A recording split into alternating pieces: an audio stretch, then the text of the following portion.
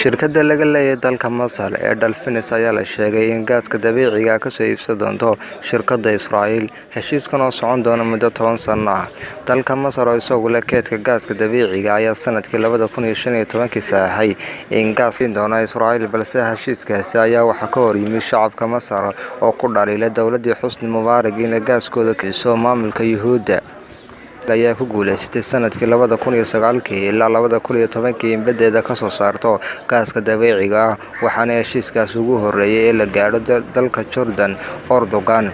Heshiiskaas oo socon doona muddo 15 sano ah ayaa dawladda Jordan dhaqaale gaaraya $10 bilyan ku iibinaysa gaaska Israa'iil.